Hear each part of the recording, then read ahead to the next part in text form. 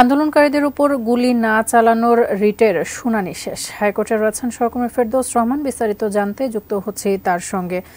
ফেরদৌস, এই রিটের শুনানি শেষে কি জানতে পেরেছেন বিস্তারিত আমাদেরকে জানাবেন।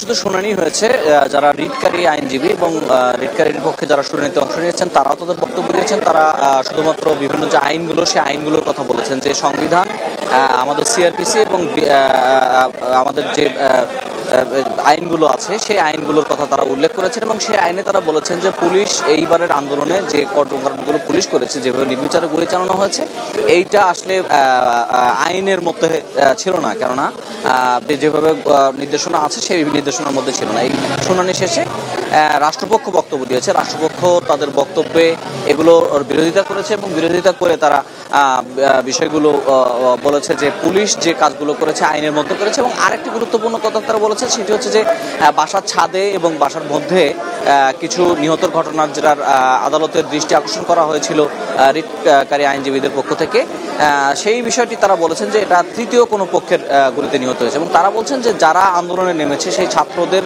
আন্দোলনকে ছিনিয়ে নিয়ে অন্যরা উদ্দেশ্যমূলকভাবে এই ঘটনাগুলো ঘটেছে, যে কারণে পুলিশ অনেকটা গুলি চালাতে বাধ্য ছিল। এবং যেটুকু করা হয়েছে পুলিশের পক্ষ থেকে সেটি আইন মেনে করা হয়েছে এবং যথাযথ আইনেই করা হয়েছে, এরকম বক্তব্য তারা দিয়েছেন। দুই পক্ষের শুনানি করার পরে আদালত বলেছেন যে আজকের মতো এটি তারা মুলতবি করেছেন এবং আগামীকাল এই বিষয়ে নতুন করে তারা বলেছেন যে আবারও শুনবেন এবং দুই পক্ষের বক্তব্য শুনে তারপর তারা একটি সিদ্ধান্ত নেবেন। আরেকটি বিষয় ছিল যে ডিবি হেফাজতে যে 6 সমন্বয়কারীকে রাখা হয়েছে তাদের বিষয়ে কথা হচ্ছিল।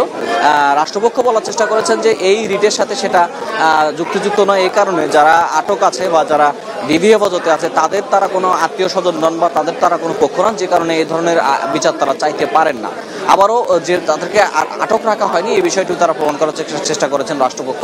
তো সেই বিষয়গুলো নিয়েও কথা হয়েছে। সব মিলিয়ে আদালত বলেছেন যে এই বিষয়টি নিয়ে তারা আগামীকাল আবারও দুই পক্ষের বক্তব্য শুনবেন এবং বক্তব্য শোনার পরে এই রিটের বিষয়ে তারা আদেশ দেবেন।